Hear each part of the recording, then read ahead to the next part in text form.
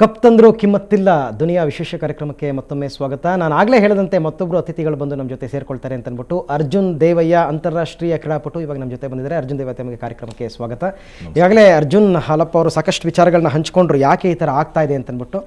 ನೇರವಾಗಿ ಕೇಳ್ತೀನಿ, ಅಥ್ಲೀಟ್ಗಳಾಗಬಹುದು ಅಥವಾ ಹಾಕಿ ಪಟುಗಳಾಗಬಹುದು, ಯಾಕೆ ಈ ಮಲತಾಯಿ ಧೋರಣೆ ಏನಾಗ್ತಾ ಇದೆ ಆ್ಯಕ್ಚುಲಿ?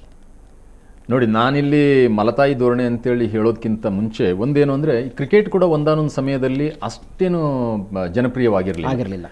ಆದರೆ ಅದನ್ನು ಬೆಳೆಸಿದ್ರು, ಸಂಸ್ಥೆ ಬೆಳೆಸಿದ್ರು. ಅದರಿಂದಾಗಿ ನಮ್ಮ ಅಥ್ಲೆಟಿಕ್ ಸಂಸ್ಥೆ ಇರ್ಬೋದು ಅಥವಾ ಹಾಕಿ ಸಂಸ್ಥೆ ಇರ್ಬೋದು, ಅವ್ರು ಏನು ಮಾಡಬೇಕು ಅಂದರೆ ಈ ಕ್ರೀಡೆನ ಬೆಳೆಸಬೇಕು. ಒಂದು ಕಡೆ ಸಂಸ್ಥೆಗಳು ಬೆಳೆಸಬೇಕು, because they are autonomous bodies. ಆದರೆ ಗುರುತರವಾದಂಥ ಕೆಲಸ ಯಾರ್ದು? ಸರ್ಕಾರದ್ದು. ಹಾಕಿ ಇವತ್ತು ನಾವು ಅಥ್ಲೆಟಿಕ್ಸ್ ಬಗ್ಗೆ ಮಾತಾಡೋದಕ್ಕಿಂತ ಮೊದಲು ಹಾಕಿ ಬಗ್ಗೆ ನಾನು ಹೇಳಲಿಕ್ಕೆ ಇಷ್ಟಪಡ್ತೇನೆ. ರಾಷ್ಟ್ರೀಯ ಕ್ರೀಡೆ, ನಮ್ಮ ನ್ಯಾಷನಲ್ ಗೇಮ್ ಎಲ್ಲೋ ಒಂದು ಕಡೆ ಪತನ ಆಗ್ತಾ ಇದೆ. 3-4 ಒಲಿಂಪಿಕ್ಸ್ನಿಂದ ಗೋಲ್ಡ್ ಮೆಡಲ್ ತಂದಿರುವಂಥದ್ದು ಧ್ಯಾನ್ ಚಂದ್ ಅವ್ರ ಸಮಯದಿಂದ ಹಿಡ್ಕೊಂಡು ಇಲ್ಲಿವರೆಗೆ ಅಂತ ಒಂದು ಕ್ರೀಡೆ, ಅದಕ್ಕೋಸ್ಕರ ಅದನ್ನ ನ್ಯಾಷನಲ್ ಗೇಮ್ಸ್ ಅಂತೇಳಿ ಮಾಡಿರುವಂಥ ಇದು. ಮತ್ತೆ ಅದು ದೇಶನ ಬೆಳೆಸಲಿಕ್ಕೆ ಎಷ್ಟು ಪೂರಕವಾಗಿದೆ ಅನ್ನೋಂಥದ್ದು ಗೊತ್ತಿದೆ. ನಾನು ಕ್ರಿಕೆಟ್ ಬಗ್ಗೆ ನಾನು ಬಹಳಷ್ಟು ಸಂದರ್ಭದಲ್ಲಿ ಹೇಳಿದ್ದೇನೆ, ದಯವಿಟ್ಟು ವೀಕ್ಷಕರು ತಪ್ಪು ತಿಳ್ಕೊಳ್ಬಾರ್ದು. ಏನಪ್ಪ ಕ್ರಿಕೆಟ್ ಬಗ್ಗೆ ಇಷ್ಟು ಅಲ್ಲ, ಇಡೀ ನಮ್ಮ ಕಾರ್ಯಕ್ರಮದ ಮೋಟೋ ಕೂಡ ಅದೇನೆ. ಕ್ರಿಕೆಟನ್ನು ಇಲ್ಲಿ ಯಾರು ಅವಹೇಳನ ಮಾಡ್ತಾ ಇಲ್ಲ, ಹಾಕಿಗೆ ಬಂದು ಒದಗಿರ್ತಕ್ಕಂಥ ದುಸ್ಥಿತಿ, ಇದ್ರ ಬಗ್ಗೆ ನಾವು ಮಾತಾಡ್ತಿದ್ವಿ. ಇದಕ್ಕೆ ಕಾರಣ ಏನು, ಇದಕ್ಕೆ ಯಾರು ಕಾರಣೀಭೂತರು, ಇದನ್ನು ಸರಿಪಡಿಸೋದು ಹೇಗೆ? ಇದಕ್ಕೆ ಮೊದಲನೇದಾಗಿ ಕಾರಣೀಭೂತರು ಅಂದ್ರೆ ವೀಕ್ಷಕರು. ದಯವಿಟ್ಟು ಇದನ್ನ ಬಹಳ ಆಳವಾಗಿ ತಗೊಳ್ಬೇಕು. ನಮ್ಮ ವೀಕ್ಷಕರೇ ಏನು ಅಂದ್ರೆ, ನಮ್ಮ ಜನರು ಏನಿದ್ದಾರೆ, ಹಾಕಿ ಅನ್ನುವಂಥ ಒಂದು ಕ್ರೀಡೆ 35 ನಿಮಿಷ 70 ನಿಮಿಷದಲ್ಲಿ ಗೇಮ್ಸ್ ಮುಗಿದೋಗುತ್ತೆ. ಯಾಕೆ ಕ್ರಿಕೆಟ್ ಅಷ್ಟು ಬೇಗ ಮುಗಿಯೋದಿಲ್ಲ? ಯಾಕೆಂದ್ರೆ ಒಬ್ಬ ಕ್ರೀಡಾಪಟು ಅಲ್ಲಿ ನೀವು 11 ಜನರನ್ನ ನೋಡ್ತಾ ಇರ್ತೀರಾ.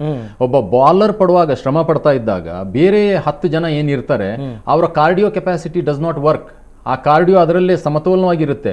ಆದ್ರೆ ಒಬ್ಬ ಹಾಕಿ ಬಾಲ್ ಒಬ್ಬನೇ ತಗೊಂಡು ಹೋಗ್ತಾ ಇದ್ರು ಕೂಡ, they are in the left wing, right wing, back is, ಅವ್ರ ಕಣ್ಣುಗಳು ಅವ್ರು ಓಡಾಡ್ತಾ ಇರೋದು, ಅವ್ರಿಗೆ ಕ್ಷಣ ಮಾತ್ರ ಕೂಡ ಅದರಲ್ಲಿ ಇದು ಏನು ಅಂದ್ರೆ ರೆಸ್ಟ್ ಸಿಗೋದಿಲ್ಲ. ಆವಾಗ there cardio capacity is very high. ಅದನ್ನ ಪೂರ್ತಿ ದಿವಸ ಆಡ್ಲಿಕ್ಕೆ ಆಗೋದಿಲ್ಲ. Cricket is a game of entertainment. ದಯವಿಟ್ಟು ಬೇಸರ ಮಾಡ್ಕೊಳ್ಬಾರ್ದು. It is a game of entertainment. Britishers ತಂದು ಬೀಜ ಬಿತ್ತಿದ್ರು ಅದನ್ನ. ಅದರಿಂದ ನಮ್ಮ ದೇಶ ಎಷ್ಟು ಉದ್ಧಾರ ಆಗಿದೆ? ಯಾಕೆಂದ್ರೆ ಜನರು ಉದ್ಧಾರ ಆಗಿದ್ದಾರೆ. 11 ಜನ ಆಡ್ತಾರೆ, 110 ಕೋಟಿ ನೋಡ್ತಾ ಇರ್ತಾರೆ. ಆದ್ರೆ ಹಾಕಿ ಬರ್ತಾರೆ, 70 ನಿಮಿಷ ನೋಡ್ತಾರೆ ಅಥವಾ 70 ನಿಮಿಷ ಟಿವಿದಲ್ಲಿ ನೋಡ್ತಾರೆ, ಮುಗಿದೋಯ್ತು. ನಮ್ಮ ಜನರಿಗೆ ಎಂಟರ್ಟೈನ್ಮೆಂಟ್ ಬೇಕು ಅಂತೇಳಾದಾಗ ಎಂಟರ್ಟೈನ್ಮೆಂಟ್ನೇ ನಾವು ಪೋಷಿಸೋದಾದ್ರೆ ದೇಶ ಯಾವಾಗ ಉದ್ಧಾರ? ಆವಾಗ ನೋಡಿ, ಈ ದೇಶ ಉದ್ಧಾರ ಆಗೋದಿಲ್ಲ ಅನ್ನೋ ಜಾಗದಲ್ಲಿ ಈ ಕ್ರೀಡೆ ಕೂಡ ಬರುತ್ತೆ. ಅದಕ್ಕೆ ಸರ್ಕಾರ ಬಹಳ ಮುತುವರ್ಜಿ ವಹಿಸಬೇಕು. ಆವಾಗ ಮಲತಾಯಿ ಧೋರಣೆ ಇರೋದಿಲ್ಲ ಅಂತ. ಓಕೆ, ಇನ್ನು ಅರ್ಜುನ್, ಕ್ರಿಕೆಟ್ನಲ್ಲಿ ನನಗೆ ಗೊತ್ತಿರೋ ಪ್ರಕಾರ ಈ ಗುತ್ತಿಗೆ ಪದ್ಧತಿ, ಕಾಂಟ್ರಾಕ್ಟ್ ಬೇಸಿಸ್ ಅಂತ ಇದೆ. ಅಲ್ಲಿ ಅವರು 3 ಗ್ರೂಪ್ಸ್ ಮಾಡ್ತಾರೆ. A group players, B group players, C group players ಅಂತ ಅಂದ್ಬಿಟ್ಟು. ಈಗ ತುಂಬ ಟೀಮ್ ಇಂಡಿಯಾ ಕ್ಯಾಪ್ಟನ್ ಆಗ್ಬೋದು, ಸಚಿನ್, ಇಂಥವ್ರನ್ನೆಲ್ಲ ಎ ಗುಂಪಿಗೆ ಹಾಕ್ತಾರೆ. ಸ್ವಲ್ಪ ಮಿಡ್ಲ್ ಆಗಿರ್ತಕ್ಕಂಥವ್ರು ಬಿಗೆ ಬರ್ತಾರೆ. ಮತ್ತು ಇತ್ತೀಚೆಗೆ ಟೀಮ್ ಇಂಡಿಯಾ ಸೇರ್ಕೊಂಡ್ರವರು ಸಿ ಗ್ರೂಪಿಗೆ ಬರ್ತಾರೆ. ಅವರಿಗೆ ಪ್ರತಿ ವರ್ಷ ಮಿನಿಮಮ್ ಪೇಮೆಂಟ್ಸ್ ಅಂತ ಇರುತ್ತೆ BCCI ಇಂದ.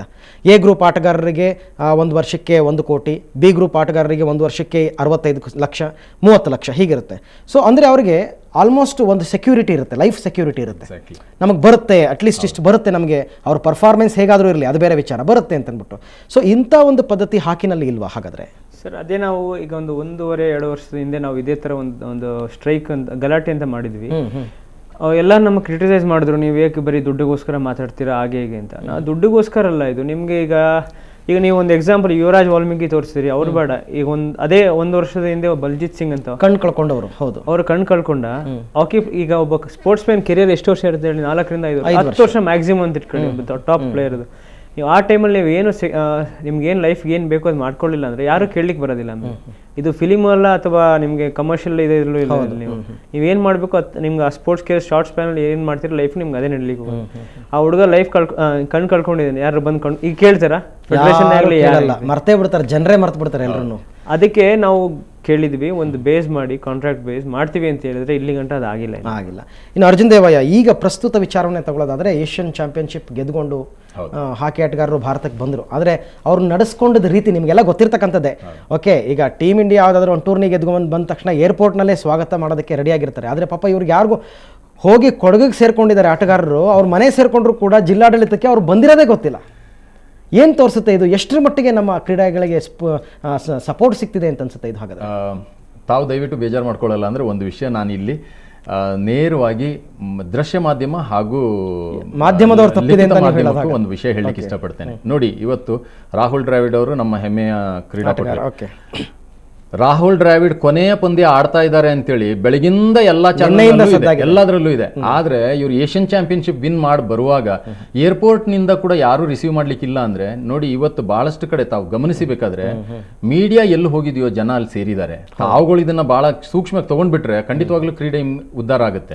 ಅದರಲ್ಲಿ there is no doubt about it. ಒಂದು ಅಂದ್ರೆ ನಾನು ಆಕ್ಷೇಪಣೆ ಮಾಡ್ತಾ ಇಲ್ಲ, ಯಾಕೆಂದ್ರೆ ಪ್ರತಿ ಒಂದು ಕ್ಷಣ ನಮ್ಮ ಜನರ ತಲೆಯಲ್ಲಿ ಹೇಗಿರುತ್ತೆ ಅಂದ್ರೆ ಮೆಮರಿ ಇಸ್ ವೆರಿ ಶಾರ್ಟ್.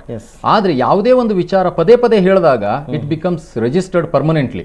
ಈ ಪರ್ಮನೆಂಟ್ ರಿಜಿಸ್ಟ್ರೇಷನ್ ಆಗ್ತಾ ಇಲ್ಲ. ಯಾವತ್ತೋ ಒಂದು ದಿವಸ ನಮ್ಮ ಶೂಟಿಂಗ್ ನಲ್ಲಿ ಒಲಿಂಪಿಕ್ಸ್ ಗೋಲ್ಡ್ ಬಂದಾಗ ಆ ದಿವಸ ರಾಠೋಡ್ ಅವ್ರಿಗೆ, ಮೇಜರ್ ರಾಠೋಡ್ ಅವ್ರಿಗೆ ಬಹಳಷ್ಟು ಇದರಲ್ಲಿ ಹೇಳಿದ್ರು. ಅವ್ರಿಗೆ 5 ಕೋಟಿ ಕೊಟ್ಟಾಗ ಅದನ್ನ ಬಹಳ ದೊಡ್ಡ ವಿಷಯದಾಗಿ ಮಾತಾಡಿದ್ರು. ಒಂದು ಚಿನ್ನ ವಿನ್ ಮಾಡಿದಕ್ಕೆ 5 ಕೋಟಿನ ಅಂತೇಳಿ. ನಾನು ಅದನ್ನ ಹೇಳಿದೆ, 120 ಕೋಟಿ ಜನ ಇರುವಾಗ 10 ರೂಪಾಯಿ ಪ್ರಕಾರ ವಿಚಾರ ಮಾಡಿದ್ರೆ 1200 ಕೋಟಿ ಕೊಟ್ಟರು ಕಮ್ಮಿ ಇಲ್ಲ, ಅದು ಕಮ್ಮಿನೇ ಅಂತೇಳಿ. ದುಡ್ಡು ಅವ್ರನ್ನ ಬೆಳೆಸ್ಲಿಕ್ಕಲ್ಲ. ಸಾರಿ, ನೀವು ಕೇಳಿರೋ ಪ್ರಶ್ನೆಗೆ ಮುಖ್ಯವಾಗಿ ಏನು ಅಂದ್ರೆ, ಜನರನ್ನ ಬಡದೆಬ್ಬಿಸಬೇಕಾದ್ರೆ ಮಾಧ್ಯಮದವರು ಬಹಳ ಆದ್ರೆ ಅಲ್ಲಿನೂ ಏನೋ ಒಂದ್ ಕಡೆ ಎಲ್ಲೋ ಒಂದ್ ಕಡೆ ಇರುತ್ತೆ ನಿಮ್ಮ ಪರವಾಗಿ ಮಾತಾಡ್ಬೇಕು ಅಂದ್ರೆ. ಇಲ್ಲ ಖಂಡಿತವಾಗ್ಲೂ ಇಲ್ಲ. ನಿಮ್ಮಲ್ಲಿಯೂ TRP ಆಗ್ಬೇಕು ಅಂದಾಗ ಏನಾಗುತ್ತೆ, there are lot of things. ಅದನ್ನ ನೋಡ್ಬೇಕು ಅಂದಾಗ ನಿಮ್ಗೆ ಸ್ಪಾನ್ಸರ್ಸ್ ಬರೋರು ಅಥವಾ ಬೇರೆ ಯಾವುದೋ ಒಂದು, ಇದೆಲ್ಲ ಒಂದು ಕಡೆ ಎಲ್ಲೋ ಒಂದ್ ಕಡೆ ಎಕನಾಮಿಕಲ್ ಸೈಕಲ್ ಇದು ಬೇಕು. ಈಗ ಕ್ರಿಕೆಟ್ ಬಗ್ಗೆ ನಾನು ಖಂಡಿತವಾಗ್ಲೂ ಏನು ಅಂದ್ರೆ, ಅವ್ರಿಗೆ ಏನು ಈ ABC ಗ್ರೂಪ್ ಮಾಡಿ ಕೊಡ್ತಾ ಇದ್ದಾರೆ ನೋಡಿ, ಅದ್ರ ಬಗ್ಗೆ ನನಗೆ ಖಂಡಿತವಾಗ್ಲೂ ಆಕ್ಷೇಪಣೆ ಇಲ್ಲ. It's very nice. ಯಾಕಂದ್ರೆ ಪ್ಲೇಯರ್ಸ್ ಆರ್ ಬಿಂಗ್ ಬೆನಿಫಿಟೆಡ್. ಯಾಕೆಂದ್ರೆ ಅವ್ರ ಸಂಸ್ಥೆ ಅಷ್ಟು ಕಷ್ಟಪಟ್ಟಿದೆ. ಕಷ್ಟಪಟ್ಟಿರೋ ಜನರಿಗೆ ಖಂಡಿತವಾಗ್ಲೂ ಪ್ರತಿಫಲ ಸಿಗಬೇಕು. ನಾನು ಕೇವಲ ಇಲ್ಲಿ ಸಂಸ್ಥೆಗಳನ್ನ ದೂಷಿಸ್ತಾ ಇಲ್ಲ, ಕ್ರಿಕೆಟ್ನ ದೂಷಿಸ್ತಾ ಇಲ್ಲ. BCCI ಮಾಡ್ತಾ ಇರೋದು ಕರೆಕ್ಟ್ ಆಗಿ ಮಾಡ್ತಾ ಇದೆ. ಅಥ್ಲೆಟಿಕ್ ಫೆಡರೇಷನ್ ಮಾಡಬೇಕು, ಹಾಕಿದವರು ಮಾಡಬೇಕು. ಆದ್ರೆ ಇದಕ್ಕೆ ಬರಬೇಕಾಗಿರೋದು ಈಗ ಏನು ಅಂದ್ರೆ, corporate world should enter in. ನಾವು ಯಾರನ್ನ ಸೇವ್ ಮಾಡಬೇಕು. ಅದಕ್ಕೆ ನಾನು ಅವಾಗಲೇ ಹೇಳಿದ್ದು, ರಾಷ್ಟ್ರದ ಪೂರ್ತಿ ಜನತೆಯ ಜನಾಂಗದ ರಾಷ್ಟ್ರದಲ್ಲಿ ಇರುವಂತ ಎಲ್ಲಾ ಅಂಗಗಳ ನಾಡಿಮಿಡಿತದಲ್ಲೂ ಬರಬೇಕು ಬಂದಾಗ ಮಾತ್ರ. ಈಗ ನೋಡಿ, ಕ್ರಿಕೆಟ್ ಹಾಕಿ ಎಷ್ಟು ಜನ ಇರ್ತಾರೆ ಹೇಳಿ, ಎಲ್ಲಾ ಸೇರಿ ನೀವು 100 ಜನರನ್ನ ಪೋಷಿಸಬೇಕಾಗಬಹುದು ಅನ್ಕೊಳ್ಳಿ. ಒಂದೊಂದು ಕಾರ್ಪೊರೇಟ್ನವ್ರು ಒಬ್ಬೊಬ್ಬರನ್ನ ತಗೊಂಡ್ರೆ, ಅಥ್ಲೆಟಿಕ್ಸ್ ಅನ್ಕೊಳ್ಳಿ, ನ್ಯಾಷನಲ್ ಲೆವೆಲ್ ನಲ್ಲಿ ಇರುವಂತ 100 ಕ್ರೀಡಾಪಟುಗಳು. ಅಶ್ವಿನಿ ಅಕ್ಕುಂಜಿ ಚಿನ್ನ ಗೆದ್ದು ಡೆಲ್ಲಿ ಏರ್ಪೋರ್ಟ್ ಬಂದು ಇಳಿದಾಗ ಅವ್ರನ್ನ ಕರ್ಕೊಂಡು ಹೋಗೋದಕ್ಕೆ ಯಾವ ವೆಹಿಕಲ್ಸ್ ಇಲ್ದೇನೆ ಅವರು ಬಾಡಿಗೆ ಟ್ಯಾಕ್ಸಿ ಮಾಡ್ಕೊಂಡು ಬಂದ್ರಂತೆ. ಅದು ಈಗ ನಾವು ಯೋಚನೆ ಮಾಡೋಣ, ನಮ್ಮ ದೇಶದಲ್ಲಿ ಯೋಚನೆ ಮಾಡೋದಕ್ಕಿಂತ ಇದೇ ಸುದ್ದಿ ಒಂದು ವೇಳೆ ಬೇರೆ ದೇಶಗಳಲ್ಲಿ, ಇಂಡಿಯಾದಲ್ಲಿ ಹಿಂಗಾಯ್ತಂತೆ ಅಂತ ಬಂದಾಗ ಪ್ರತಿಯೊಬ್ಬ ಭಾರತೀಯನು ತಲೆ ತಗ್ಗಿಸ್ಬೇಕು. ಹೇಳಿದ್ರೆ ಬಹಳ ಅತಿಶಯೋಕ್ತಿ ಆಗ್ಬಹುದು. ನಾನು ಯಾವಾಗ Asian track and field win ಮಾಡಿದೆ, ತಾವು ನೋಡಿದ್ರೆ ಅದನ್ನ 4x4 ರಿಲೇದಲ್ಲಿ, when I received the baton we were around 12 meters behind. We finished close. ಅದನ್ನ ಅರ್ಜುನ್ ದೇವಾಯಸ್ ಅನ್ಫರ್ಗೆಟೇಬಲ್ ರನ್ ಅಂತ ಹೇಳಿ ಹೇಳಿದ್ರು. ನಾವು ಬೆಂಗಳೂರು ಬಂದು ತಲುಪಿದಾಗ ಯಾರಿಗೂ ಗೊತ್ತಿರಲಿಲ್ಲ ಎಲ್ಲಿ ಏನು ಅಂತ ಹೇಳಿ. ಕೇವಲ ಒಂದು ನ್ಯೂಸ್ ಪೇಪರ್ ನಲ್ಲಿ ಅರ್ಜುನ್ ದೇವಾಯಸ್ ಅನ್ಫರ್ಗೆಟೇಬಲ್ ರನ್ ಯಾರೋ ಒಬ್ರು ಇದ್ ಮಾಡಿದ್ರು, ಕೇಳಿದ್ರು, ಅಲ್ಲಿಗೆ ಮರ್ತು ಹೋದ್ರು. ಆದ್ರೆ those runs were even applauded by the then prime minister, saying that ಇಂಥ ಕಿಲ್ಲರ್ ಇನ್ಸ್ಟಿಂಕ್ಟ್ ಬೇಕು ಅಂತೇಳಿ. ನಮ್ಮಲ್ಲಿ ಅದೇ ಶಾರ್ಟ್ ಮೆಮರಿ, ಮರ್ತೋಗ್ತಾರೆ. ಇವತ್ತು ಅದನ್ನ ಆ ವಿಡಿಯೋ ಕ್ಲಿಪ್ಪಿಂಗ್ ಹಾಕಿ ಇದೆಯಾ ಅಂತೇಳಿ ಕೇಳಿದ್ರೆ ಎಷ್ಟೋ ಯಾವ್ದಾವ್ದನ್ನ ಮಾಡ್ತಾರೆ, ಆದ್ರೆ ಇಂಥದ್ದು ಇರಲ್ಲ. ಓಕೆ ಅರ್ಜುನ್ ದೇವ, ಈಗ ಭಾರತೀಯ ಹಾಕಿ ತಂಡ ಏನು ಏಷ್ಯನ್ ಚಾಂಪಿಯನ್ಶಿಪ್ ಗೆದ್ಕೊಂಡು ಬಂದಿದೆ, ಆ ತಂಡದಲ್ಲಿ ಇದ್ದಂತಹ ಒಬ್ಬರು ಆಟಗಾರರು ಸುನಿಲ್ ನಮ್ಮ ಜೊತೆ ದೂರವಾಣಿ ಸಂಪರ್ಕದಲ್ಲಿದ್ದಾರೆ. ಅವ್ರ ಜೊತೆ ಕೂಡ ಮಾತಾಡೋಣ. ಸುನಿಲ್, ನೀವೇನೋ ಚಾಂಪಿಯನ್ಶಿಪ್ ಗೆದ್ಕೊಂಡು ಬಂದ್ರಿ, ದೇಶಕ್ಕೆ ಹೆಮ್ಮೆಯನ್ನು ತಂದ್ರಿ, ಆದರೆ ನಿಮ್ಮನ್ನ ಅಂದರೆ ಹಾಕಿ ಆಟಗಾರರನ್ನ ನಮ್ಮ ದೇಶ ನಡೆಸ್ಕೊಂಡಂತಹ ರೀತಿ, ಇದ್ರ ಬಗ್ಗೆ ನೀವೇನು ಹೇಳ್ತೀರಾ? ನೇರವಾಗಿ ಹೇಳಬೇಕು. ಹಲೋ ಸುನಿಲ್, ನನ್ನ ಧ್ವನಿ ಕೇಳ್ತಾ ಇದೆಯಾ ನಿಮಗೆ? ಕೇಳ್ತಾ ಇದೆ, ಹೇಳಿ ಸರ್. ಓಕೆ, ಈಗೇನೋ ನೀವು ಚಾಂಪಿಯನ್ಶಿಪ್ ಅನ್ನ ಗೆದ್ಕೊಂಡ್ ಬಂದ್ರಿ, ದೇಶಕ್ಕೆ ಹೆಮ್ಮೆಯನ್ನ ತಂದ್ರಿ, ಆದ್ರೆ ನೇರವಾಗಿ ಹೇಳಿ, are you satisfied or not? ನಾವು ತುಂಬಾ ಎಕ್ಸ್ಪೆಕ್ಟೇಷನ್ ಇಟ್ಕೊಂಡು ಬಂದಿದ್ದು ಇಂಡಿಯಾಕ್ಕೆ. ಓಕೆ, ಆದ್ರೆ ನಮ್ಗೆ ಈ ತರ ಮಾಡ್ತಂತ ಗೊತ್ತಿರ್ಲಿಲ್ಲ. ಯಾಕಂದ್ರೆ ನಾವು ಸುಮಾರು ವರ್ಷ ಆದ್ಮೇಲೆ ಒಳ್ಳೆ ಟೂರ್ನಮೆಂಟ್ ಗೆದ್ಕೊಂಡ್ ಬಂದಿದ್ವಿ. ಇದು one of the major tournament. So ನಮ್ಗೆ ಈ ತರ ಆಗ್ತಾ ಅಂತ ಗೊತ್ತಿರ್ಲಿಲ್ಲ. ನೀವು ಏರ್ಪೋರ್ಟ್ ನಲ್ಲಿ ಬಂದು ಇಳಿದಾಗ ಅಥವಾ ನಿಮ್ಮ ಊರಿಗೆ ಬಂದಾಗ ಯಾರು ಕೂಡ ನಿಮ್ಮನ್ನು ವೆಲ್ಕಮ್ ಮಾಡಕ್ ಬರಲಿಲ್ಲ ಅಂತ ಹೇಳಿದ್ರಿ ಅಲ್ವಾ? ಹೌದು. ಅಂತ ಆ ಟೈಮ್ ನಲ್ಲಿ ಏನ್ ಅನಿಸ್ತು ನಿಮಗೆ? ತುಂಬಾ ಬೇಜಾರಾಗುತ್ತೆ. ಯಾಕಂದ್ರೆ ನಾವು ಇಷ್ಟೊಳ್ಳೆ ಸಾಧನೆ ಮಾಡಿ ಬಂದಿದ್ದೀವಿ, ಯಾರು ರೆಕಗ್ನೈಸ್ ಮಾಡೋದಿಲ್ಲ ನಮ್ಮನ್ನ. ಓಕೆ, ಇಂಥ ಒಂದು ದುಸ್ಥಿತಿಗೆ ಏನ್ ಕಾರಣ? ಯಾರ ಕಾರಣ ಸುನಿಲ್? ಕಾರಣ ಯಾಕಂದ್ರೆ ನಾವು ಬರೋ ವಿಷಯ ಯಾರಾದ್ರೂ ಫೆಡರೇಷನ್ ಅವ್ರು ತಿಳಿಸ್ಬೇಕಿತ್ತು ಅವರಿಗೆ. ಓಕೆ, ಅದೊಂದು ಕಾರಣ ಇರ್ಬೋದು.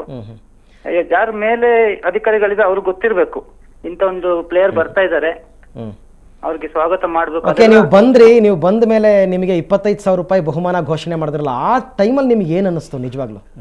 ಆ ಟೈಮ್ ತುಂಬಾ ಫಸ್ಟ್ ಗೊತ್ತಿರ್ಲಿಲ್ಲ ನಮ್ಗೆ. ಶಾಕ್ ಆಯ್ತಾ?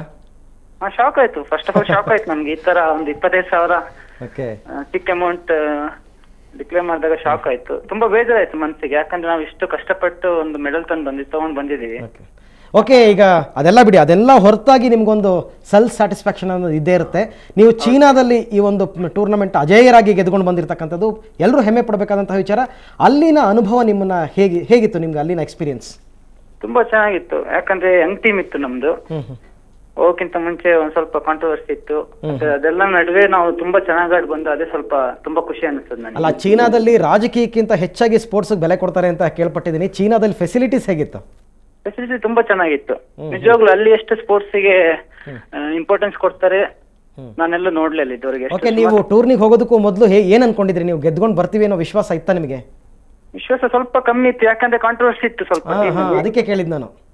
ಅದರಿಂದ ಸ್ವಲ್ಪ ಮನಸ್ಸಿಗೆ ಬೇಜಾರಿತ್ತು, ನಾವು ಗೆಲ್ಬೋದಾ ಅಂತ ಒಂದು ಡೌಟ್ ಇತ್ತು.